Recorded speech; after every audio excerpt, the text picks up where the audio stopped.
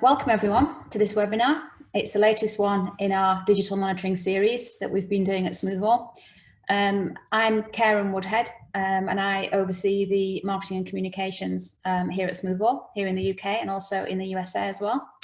And I am delighted to be joined today by Mark Osborne, who's Director of ICT and Infrastructure at the Northern Education Trust up in the Northeast. And that's quite a large trust of 11 secondaries and 10 primary schools. So a really good mix. Welcome, Mark. Thank you for being here. We also have Rob Faulkner with us, and Rob is my colleague at Smoothwall, and he's our technical authority. And Rob will be sharing some of the questions that he commonly hears from monitoring users as well, and adding those to the discussion today. So that'll be a really useful input. So thanks for being here too, Rob.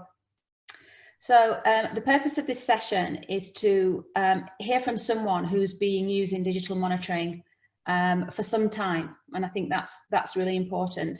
And you've been sending us your questions to Mark over the last couple of weeks, which has been fantastic. Thank you for that. We're going to be answering those. If we run out of time, we are going to do a Q&A sheet so that we don't miss anybody's questions, and we'll circulate that afterwards. But as the discussion progresses, if you have any questions, please pop them in the live chat below and we'll answer those as we go through as well. And before we dive in, as a final point, I just want to say that we are running, and we launched this a few weeks ago, a live trial program of monitoring what we call our managed service. So it's a moderated monitoring service that Smoothwall does.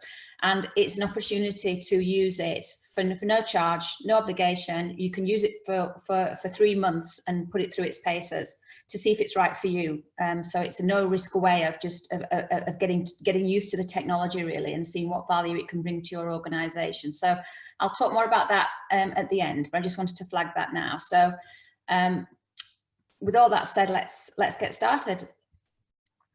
So Mark, I wanted to ask you first of all about the Impact Award that you and your team won at BET in January this year. Obviously a very different time. I was with you guys when that award was announced, and I know how much it meant to all the hard work that you do around the whole monitoring provision. And I wanted to just explore what sort of impact monitoring has had that actually impressed the judges so much to give you that award.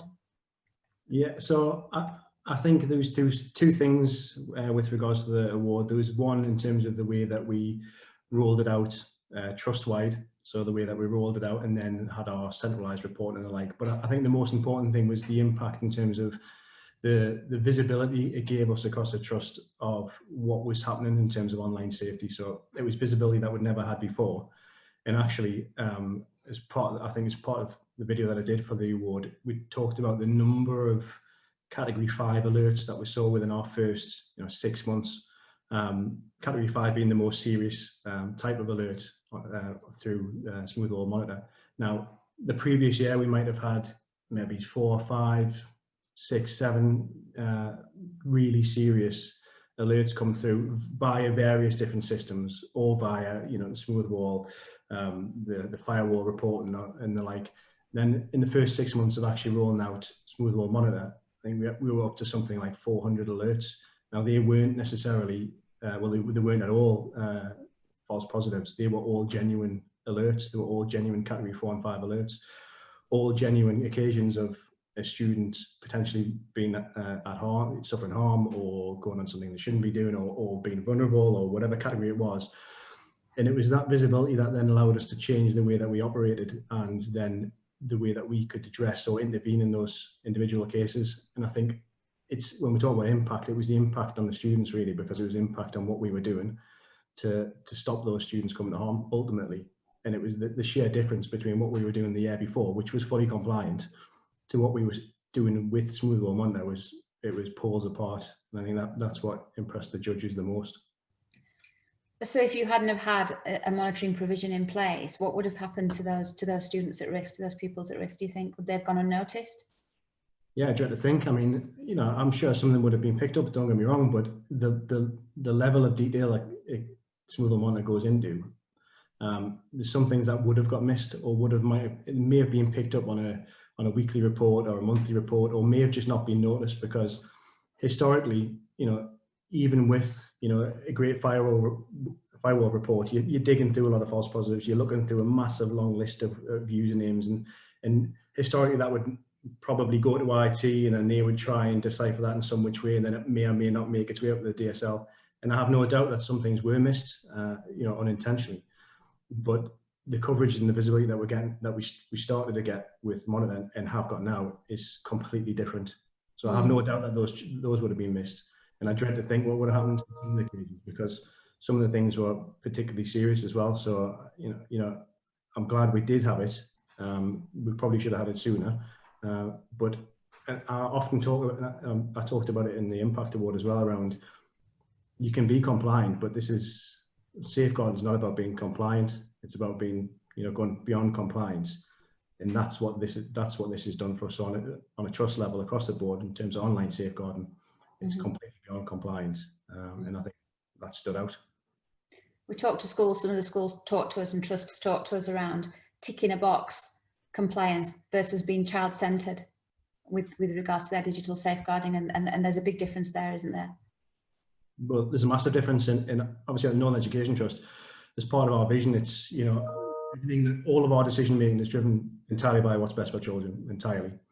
And safeguarding is paramount. And yes, you can be compliant, and you can put a firewall in, and you can tick a box, and you can Ofsted come out and you show them in the reports.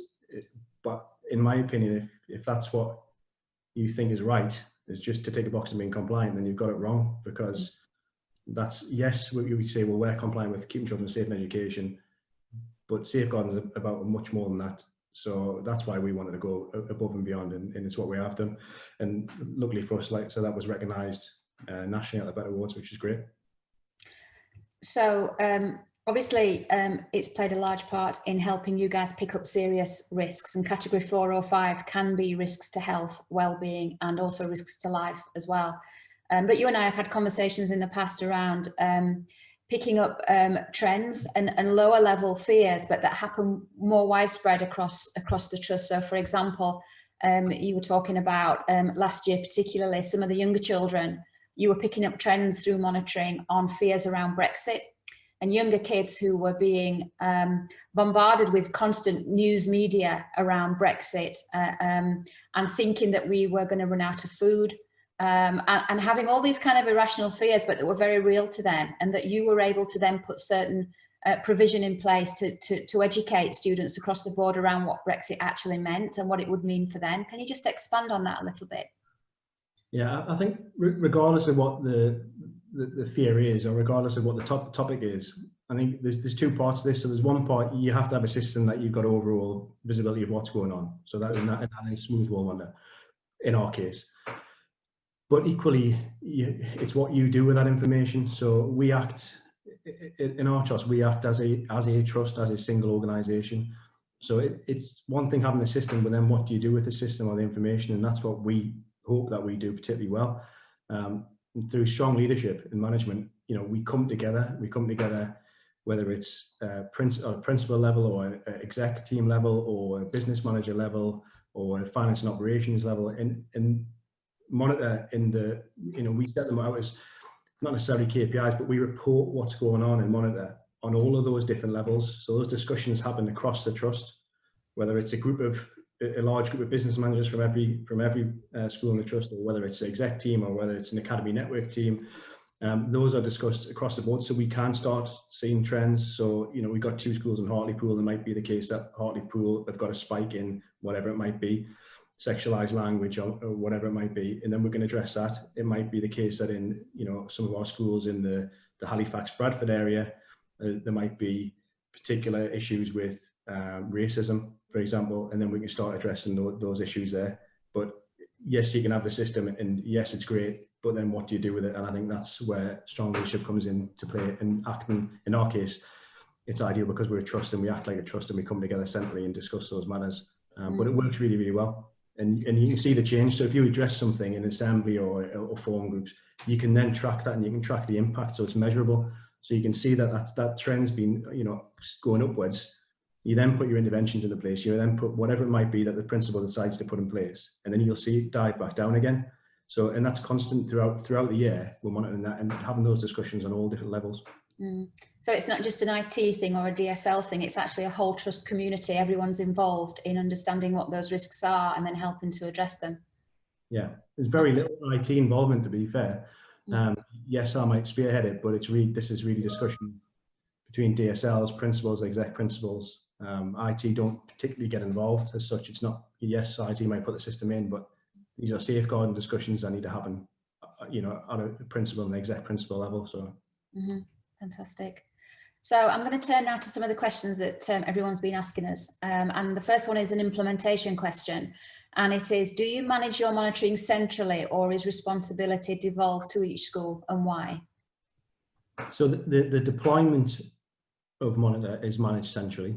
And that is, so like, you know, I have an IT services meeting where all of our IT managers come together, and one of their KPIs is, you know, how many devices are protected by Smoothwell Monitor out of however many. So they would have responsibility centrally for that deployment function of Monitor. But when it comes to the safeguarding element, it's then DSLs in individual academies and principals. So the principals and the DSLs are usually the key contacts for each academy, for each monitor. So it's a set, basically organisation. So every academy is an organisation, and the key contacts in those organisations are always the principal and the DSL, and then one of my central team, but they're only there as almost a technical contact. But then, like I just talked about, then the reporting is wholesale across the trust. So it's not, again, it's not an IT.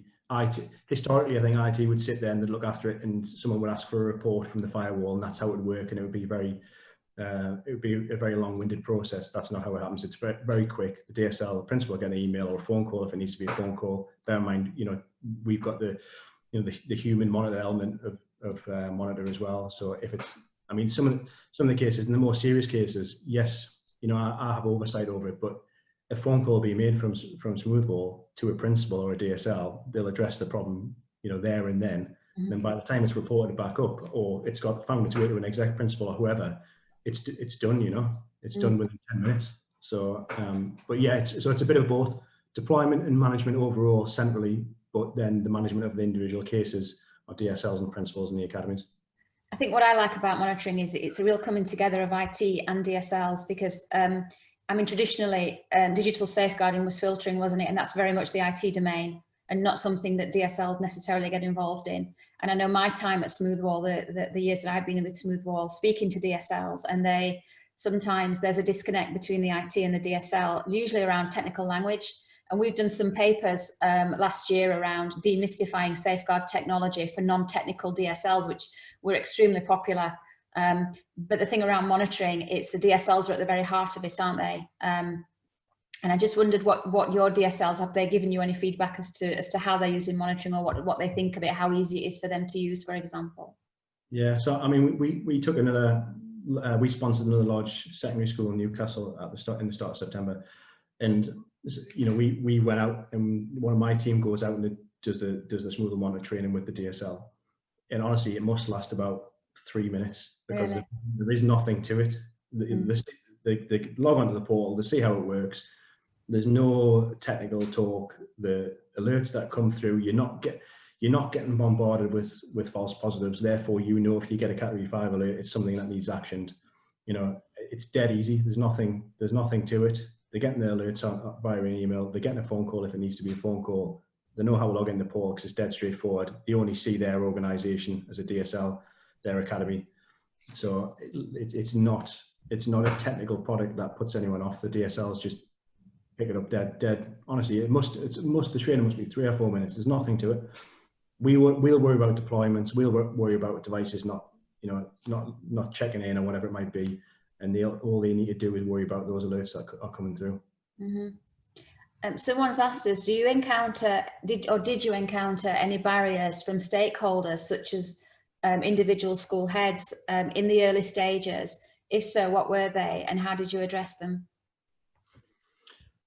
Yeah, I think we're very lucky that, you know, we do have very strong leaders in the trust, and everyone is very much bought into the trust in the vision, and therefore my life is a lot easier than some counterparts in other trusts, where, you know, they did take, there weren't many people who put up barriers, there weren't many people who pushed back.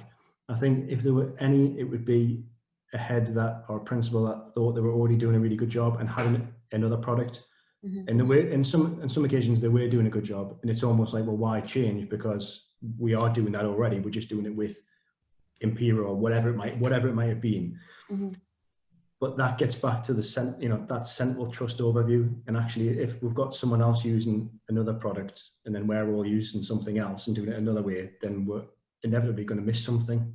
So there was very little pushback at all, because, like I said, our leaders are really, really good and they're really, really strong. But if there was anything, it was just there was a few odd cases where they were already doing a good job, and it was so, you know, why do we need to? But they took that, as soon as we have that discussion, they were on board anyway. So I know that's not the same in all trusts, don't get us wrong. I know that a lot of people do put up barriers and they do push back, but in our case, it didn't happen at all. Rob, have you come across that when you've been working with customers about engagement with different stakeholders across a trust, or even within a school or a college, for example?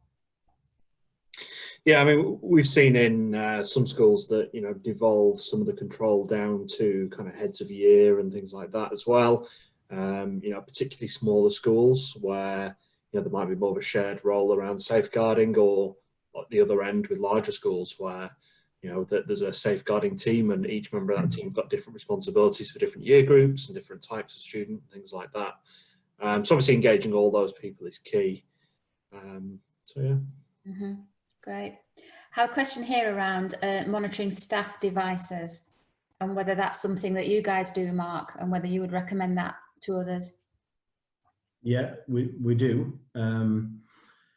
One of the key reasons why, I mean, we would anyway, but it was quite lucky for us, because our director of safeguarding at the time when we were looking at various different products was an HMI who specialised in safeguarding, and was also someone who worked on a lot of the serious case reviews in Rotherham and Birmingham, places like that. And I think a lot of, historically, staff devices weren't necessarily monitored. Governors would get laptops, they weren't monitored. And yet, in some of the very more serious cases, in some of the, you know, some occasions in the past, actually staff have been very much involved in you know, a safeguarding issue. Governors have been involved, heads of schools have been involved. Obviously not in our trust, but, you know, historically that has happened. So why would we want to exclude them? We don't. Everyone from the CEO down, anyone with a trust device, or anyone who logs on a trust device is monitored, because it's a safeguarding issue, and safeguarding doesn't exclude anyone. So literally anyone, if it's a trustee who is given a trust laptop, they're monitored the same as anyone else. Just following on from that point there you made about governors, I know that governors are playing an increasing role in safeguarding now, and the Governors for Schools organisation is an organisation that we liaise with, and that I've been working with quite closely over the last few weeks. And they have a campaign at the moment for there to be a wellbeing governor on every board, which we think is a great idea. And I just wondered, following on from that, how did you communicate monitoring to your governors, and to what extent are they actually involved in safeguarding at the moment?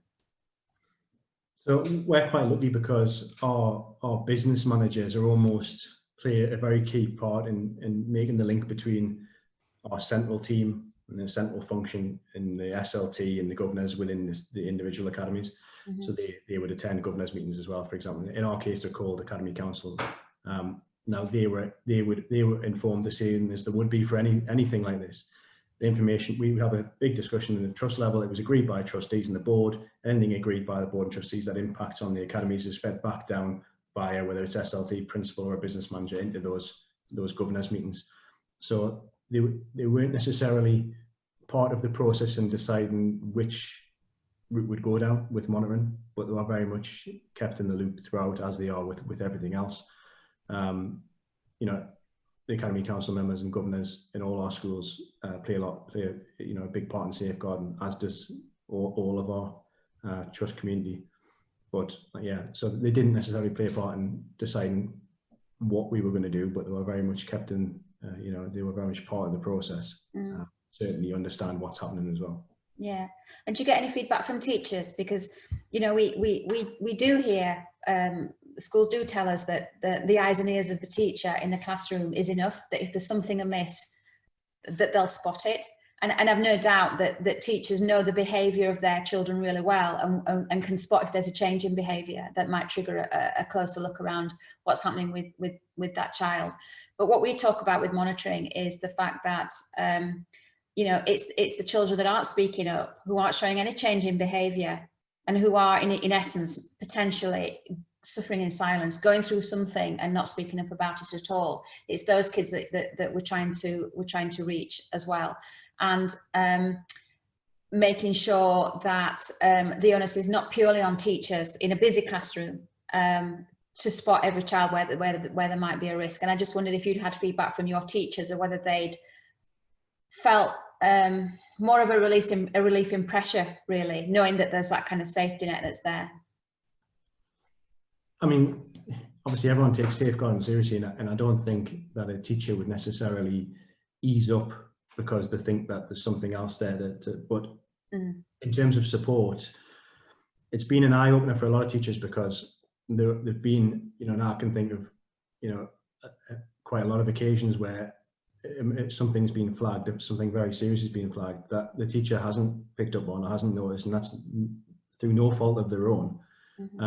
You know, you may have, for argument's sake, you might have, you know, a student who displays there's been no change, nothing's been noticed, nothing's been flagged, but then one day in an IT lesson, or they're in the library, they'll type a letter out to the teacher, and it'll be the most horrendous letter that you've ever read, and then they'll delete the letter because they'll be afraid to send it on to the teacher or whatever. But by that point, it's been captured. We know it's happened. They don't have to send the letter. They don't have to save the letter. We've seen them do it. It's been captured. It's been raised by the human monitoring team at Smoothwall, who's then got on the phone and said to the DSL and said, look, you might want to look at this because this is what's happened. This is the content of the letter. And the teacher in question would, you know, may well have picked something up, but we've had, you know, several occasions where it's not being picked up in class or in the library or wherever a student might be, but it's been picked up online by the monitoring system. Now that would have, historically, that would have definitely been missed, because no firewall report's going to pick that up. You know, yes, you might have, some people might have keystroke software and some people might not have it on. Some people might search through documents every now and then and do an audit and pick out keywords. But the chances of that being picked up live and then acted on live, you know, that would never have happened historically. The level of online, you know, safeguarding that we're going to do now. So teachers know it's there. They know it supports them. Yes, it's not a replacement for anything, and we still rely on the intuition of teachers. And you know, you're right. They know them better than anyone, and they will pick up on slight changes. But what about the student that, you know, they don't pick up on? Or what about if it's a supply teacher in that class in that one particular lesson, or one of them is a student that's just came from another school? So monitoring at that point is just another safeguard that we can put in place, another system that we can put in place to try and catch those things happening. And some of them, and I mean, you know, I know that you'll be aware of some of the stuff that's picked up. It's absolutely horrendous, and it's the most serious stuff you can ever imagine. And you know, if we can put a system in place that, you know, even if it only catches a handful of things that a member of staff might miss, then it's got to be worth doing, because some of it is absolutely horrendous. So, but yeah, teachers see it as a support, as, you know, something to support them. We've had no complaints whatsoever about teachers. Well, no complaints about any members of staff who have got the monitor on their device. Not at all. Everyone understands the role it plays, and they're all very, very supportive. Fantastic. Rob, just for anybody who's with us today and subsequently watching this afterwards, who's not familiar with actually how monitoring works, could you just give us a very quick run through of what happens when a child's typing something either into a Word document or online, and there's potentially a risk in that? Can you just give us a quick potted run through of how it works?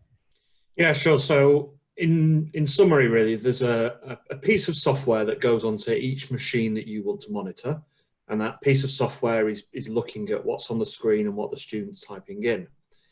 It's reporting that to our system, which is based in the cloud here in the UK. And that system does a kind of first pass over the top on what that student's doing. So, for example, if they're just, writing an email and they're saying, hello, how are you? The weather is nice.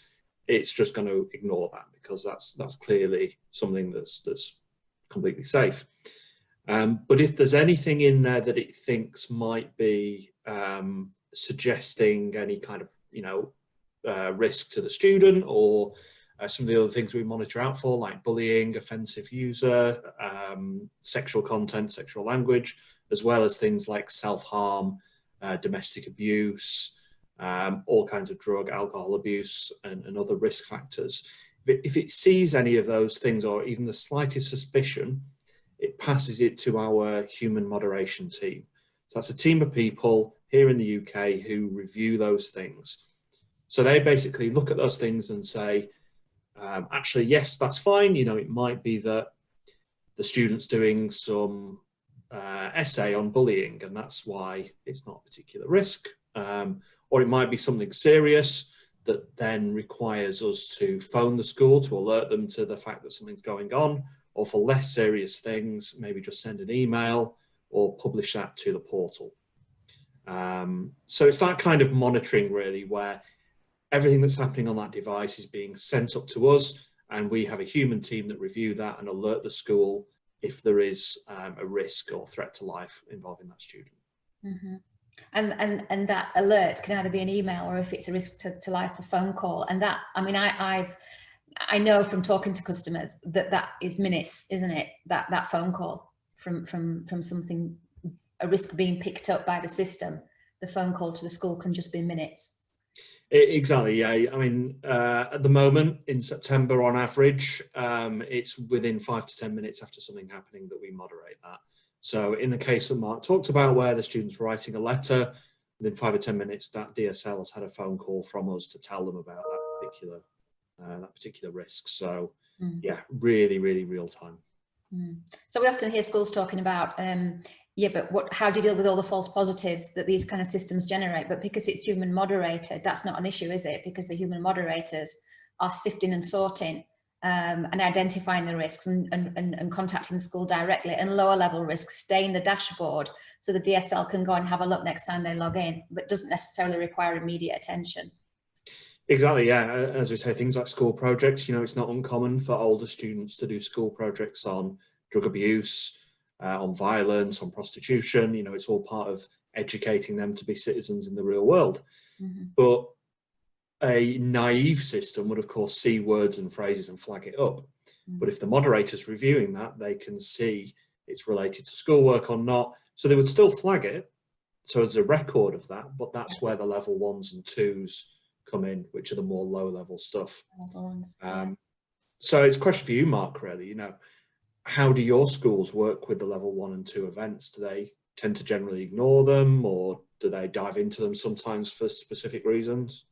Yeah, it varies. So all the DSLs will look at them anyway, but it might be the case that because there are so many category 1 and 2s, and there might be some false positives in those category 1 and 2s, but they're the ones that aren't being alerted on.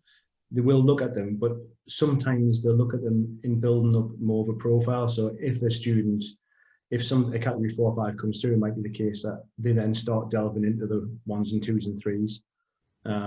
In terms of reporting, a lot of our reporting is done purely on category 4 and 5, because we know that there's absolutely no false positives within there. But equally, the 1s and 2s and 3s aren't ignored. They're still looked at. They're just not looked at instantly in the same way as a 4 and 5 is. Mark, I had a question about the impact monitoring has on your IT department. Have workloads increased or decreased, or stayed the same? Decreased, absolutely, because IT are pretty much out of the loop in terms of the system now. The technicians in schools will have very, very little to do, if anything, to do with it. It's definitely a reduction in workload for those individuals. The IT managers who deploy it, it's a really straightforward deployment, and then they sort of take a step back as well. They ensure compliance in terms of the devices that are covered are working, but apart from that, no, it's so much better than the old days of a teacher or a member of staff coming in asking you to run a report, and you've got to run a huge report, and then you're trying to ask you to filter out all the rubbish, and you're trying to filter out the rubbish and you don't know what's what, and then you send it to someone and that's gone. So it's definitely a reduction in workload. So you're a trust, 21 schools across secondary and primary. When you were deploying this in the beginning, roughly how much time did it require from your IT team? Well, surprisingly very little. I mean, we're quite lucky because we sit on one single domain, so it's a little bit easier for deployment. But even if you're deploying individual academies on an individual basis, I think it probably took us 2 or 3 days maximum just iron out all the issues. And to be honest, the clients are all distributing the first day. It's picking up.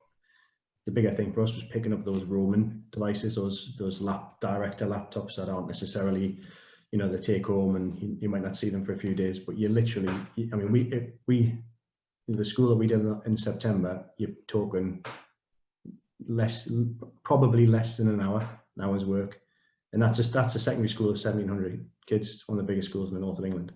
And there's no time whatsoever, because we know what we're doing. We know, we get in touch with school, they create the MSI, they send it across, we push it out, and that's it. And then it's just checking the compliance on that, checking that the devices are reporting, checking that you've covered the amount of devices you should have, and that's it. There's very, very little time. Can I ask about you mentioned roaming devices. Have you found, obviously with COVID and lockdown, that you're having students take devices home, and how's the monitoring worked out with that? Yeah, so we obviously flagged that fairly early, because certainly in the early days of COVID, with the year 10 and year 11 students starting to get devices to take home, we amended the safeguarding policy to suit. We sent all the agreements out that need to go out to parents and students regarding being monitored at home. And we just see this, the trust devices, we're giving them those devices to work at home. It's an extension of safeguarding at school, and we pick those reports up the same as we would anywhere else. If a student is abusing the laptop for whatever reason, then we would block that laptop until they brought it back in, or we've had that discussion. But I think the students know enough now about the high expectations on a set of them in school that we've had very few occasions where the purposely going out to misuse or go on offensive websites or whatever it might be. The alerts that we had in for those students with the device at home have been genuine alerts. So it hasn't been too difficult. It raises a lot of questions around, so at what time does your DSL stop picking up an alert, or whatever? They go to bed early, or they're out on a Friday night or whatever. So we did add in other contact, someone who has got safeguarding responsibility across the trust into all of the organisations. So there was a third contact, but none of our staff would turn off the phone when they walk out the door at 3:30. That's not the way it works. Certainly not in our trust, and everyone takes responsibility. So there were no occasions of anyone missing something or refusing to pick stuff up out of hours. That just happened naturally. And of course, if an alert comes through and you can't answer it, they'll pick it up at the earliest opportunity. But it's worked really well, to be honest. I mean, we push out Chromebooks, and the Smoothwall client on the Chromebooks is even easier to deploy. So it's dead easy. Fantastic. Just following on from that, Rob, you just mentioned COVID, and we had a question around how much of a role has it played during your return to school? So your kind of reintegration phase, if you like. I think it's probably played more of a role in the remote learning side. The reintegration, not necessarily. I think you've got probably less students on devices in schools because of the way the bubbles work, and group bubbles, and it might be limited who's in IT rooms and what time. So we've probably got less IT usage in schools, but a lot more IT usage at home. It's part of our remote learning offer. So there's almost been a decrease in the usage internally, but an increase externally. So I would say that it's played a lot bigger part for those students with trust devices at home. So it's been a bit of a shift, but we've adapted fairly quickly. We're lucky to have a really good safeguarding team who've adapted all the policies and all of the procedures to go along with it. So certainly we would never have historically done that. We would never have historically sent devices home with students, but we're obviously reacting. If we've got bubbles out, they'll take devices home and they'll be able to access their lessons as they normally would.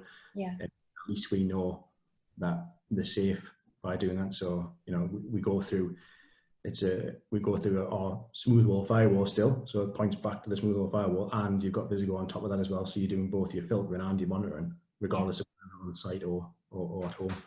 Yeah. Fantastic. I wanted to ask you a question as well, and this is from myself, because you and I have discussed this, and we've actually written a paper on this together as well, which is this idea of funding for a monitoring solution. And if a school says, okay, well, you know, we don't have the funding for it. And I know that you guys have been doing something really innovative to make sure that you're not increasing budgets, but you're actually getting more digital safeguarding for the same budget that you had before. Can you just, and I think you call it ICT Curriculum-led Budgeting. Could you just give us a bit of a rundown of what that is and how other MATs can maybe follow that to free up budget, for example, if they did want to adopt something like monitoring or extend their digital safety or their IT provision in any which direction, really? Yeah, so a lot of trust leaders would have already heard of curriculum-led financial planning anyway, and it was something that was developed by Outward Grange Multi-Academy Trust. And our CEO came from Outward Grange, and curriculum-led financial planning is now widely used across the trust sector, and it basically links finances with the curriculum pretty much it's a very simplistic way of looking at it. It talks about contact ratio and curriculum bonus and all these things, but we've tried to extend that to IT, or education technology. So it's about trying to analyze the curriculum and then what you actually need in terms of your technology side or your IT side. What do you need based off the curriculum? So those discussions happened in the early days between myself and the exec team and our director of curriculum to actually delve a lot deeper into, okay, this is what we have in the academies, this is our IT offer in academies, but how does that link to the curriculum? What is the curriculum requirements for IT? And actually that's something, it sounds very simplistic and you think, well, surely everyone's doing that, but not many people are doing that actually.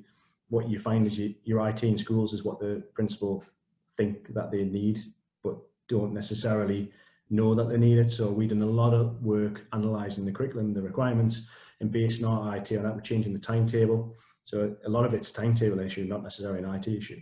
So work with the timetable, work with the director of curriculum, work with the principal, work with your exec team to understand what is actually required of the curriculum. When you do that, and you actually work out what you really, really need, then you'll find a massive reduction in your IT estate. So we've saved, and I'm not exaggerating, we've saved millions of pounds over the past 2 years, literally, on whether it be refresh or the support and equipment or the electricity to power it, all these things.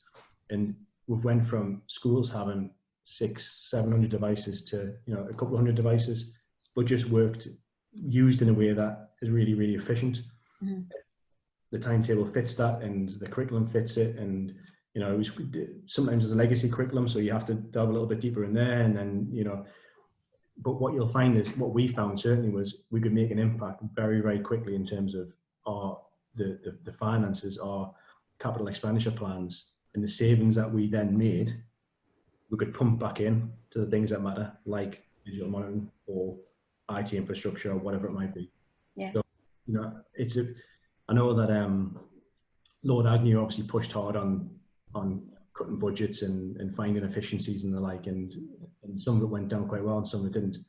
But I honestly believe that you could probably walk into 90% of schools and find efficiencies within the IT infrastructure and start to find savings to pump back into whatever you need. So if it's someone looking for digital monitoring, but they can't afford whatever it costs per year, mm-hmm. I'm pretty sure those savings exist, because there's a certain business in our trust, and I know a number of trusts who went down the same route and have saved a hell of a lot of money as well. So it's all about being curriculum led, and that's what we always do. Everything we do, it's curriculum led. We have written a paper on that. If anyone wants a copy of that paper, I'll put an email address up at the end and I'll send that to you, because it makes quite useful reading. We've just got some live questions coming in. Jan, you've asked, will this session show us how the process works? No, it's more about getting Mark's feedback, but we do have a separate webinar that explains exactly how it works. And I've got your email address, Jan, so I'll send that to you afterwards. And actually, if you want a one-to-one with Rob, Rob can give you a demo of exactly how it works. We can certainly set that up for you. So thanks for that. Thanks for that question. We have A question from Mark, and he said, do you offer BYOD parental purchase schemes? And if so, do you monitor these under own devices? Do you monitor off-site as well? So we don't offer BYOD. Yeah. We don't offer that lease scheme to parents. But if we were to, then it's a tricky one, because who owns the device? Where does your responsibility stop with safeguarding? I think I would tend to still monitor those devices if they were trust devices. If it was a parental bought device that you are having on some sort of finance scheme, then I guess it's a different question. But any loan devices, any devices off-site, no matter who they are, where they are, we would still monitor. Definitely. Fine. Okay. Question from Anita. I would also like to see how it works, please. Okay, guys, we'll set that up. We can do a demo on that. That's no problem at all. Leave that with me. I'll come back to you afterwards. And we had a question, and I think this question was from one of my Smoothwall colleagues, but that one of their mats had asked them, because they couldn't make the webinar, but they wanted to ask the question, which is, we are a primary mat investigating digital monitoring, but have concerns that this solution wouldn't provide the impact or benefit to our younger years. What would you say to that? We've got, I think we've probably got nigh on 4,000 primary students maybe across the trust, so we've got quite a few, we've got a lot of primary students. I think you'd be very, very surprised. I think you'd be very surprised to see the alerts that come in on a primary level, and I think you'd be surprised at what is picked up in the younger years. I was certainly surprised, and I understand the question of where's, is there value in doing this? But I know from experience, and I know because I see the figures, that there is 100% value in doing it. Because why should safeguarding stop because it's it's primary phase and there might be less students? We've got a primary school, our smallest primary school is a primary school of 80 students. It's pretty much more like a church hall than a primary school. Do they still get alerts for 80 students? Yes, absolutely. Do they get category 4s and 5s? Yes. So what are we saying, that because it's small and because it's primary phase, we're not going to worry about online safety or safeguarding? Well, I'm not sure I'd want it. I mean, it's a moral obligation as much as an obligation to sit in front of Ofsted and explain why. So I sort of don't get that question in a way, and I think it may be a little bit naive to think that this is a secondary only problem, because it's not. Mm-hmm. Yeah. I guess as well, if you've got primary machines where, I don't know if your younger pupils actually have their own usernames and so on, or if they use kind of shared user accounts. But I guess with having the phone call for, the level 4s and 5s, gives you that chance to actually tell the school that something's going on right now, and they know which student it is that's doing that, rather than, something that might be a week later where you're saying who was on that machine last week at, Tuesday 2:30. Well, no one's going to remember that sort of thing. Is that something you found as well? Yeah, absolutely. There's no less value in a primary school. And, in fact, it's probably more valuable because, you haven't got your IT team there. You haven't got necessarily all of the specialists that you might have, or you haven't got a huge team looking after school. It's, I've seen those reports, and honestly, I just think, even if you put the students to one side, what happens if there's an investigation against a member of staff in a primary school? And then you do go back through your firewall logs and you find, oh, actually something did occur, but no one looks at the firewall logs anymore. They only look at them once a month, and something was in there. And then, but it could be too late by then. So this isn't just stopping at students. I don't know why in a primary phase you would want to, you're basically excluding all your staff from online safeguarding and online safety as well. Not only have you got an obligation to safeguard your staff, you've also got an obligation to make sure, your students and your staff are safeguarded and are safe online. Mm. And we've had some of our reports, some of our more serious reports, are for staff. Not necessarily in a negative way, but a member of staff could be a victim of something. Mm-hmm. So are we saying that we're just going to miss a primary school member of staff because the impact may be less because there's a less number of students, or they use IT less? Mm-hmm. And I don't think that's the argument doesn't stand with me, I don't think. We're actually out of time. I'm just going to ask you one more quick question, Mark. Obviously, you're an advocate of monitoring. We know that. And we know that the work that you guys are doing at Northern Education Trust is groundbreaking and it's award-winning. We know that. And I personally think that MAPs and schools and colleges across the UK have got a lot to learn from you guys. And I know that you're keen to kind of set best practice for digital safety across the country, really, and to fly the flag for that. What is the most important piece of advice that you can give to anyone considering monitoring as part of their safeguarding strategy? If you were to give them one piece of advice, what would that be? I think if it was me giving me advice 2 years ago, I think it would have been to get it done and get it done sooner. I think the only thing that I did wrong is not do it as quick as I could have. And I actually didn't prioritize it as soon as I should have. And there were some things that we did, and it maybe took me 6 months to get around to online safety. And I do, it's something that I look back and think, well, actually, maybe I should have done it sooner. And I think those trusts that are looking at it and looking at their strategy, I think it's very easy to get sucked into having several different discussions and meetings and consultations and, you know, all these putting papers together and all these things. And a lot of that is important, don't get us wrong, but it's more important to get something in and make sure, you know, that you're not only complying, but you're actually safeguarding the children in your trust. We've got nearly 14,000 children in the trust. Yeah. And, you know, we need to make sure that they're safe online. We need to make sure that they're safeguarded. So I think if it's advice to anyone, it's look at it now. If you haven't got something, look at it. Don't be naive in thinking that what you've got is good enough because a managed service provider tells you that you're compliant, because a lot of times, A, you're not, and B, it's not about compliance.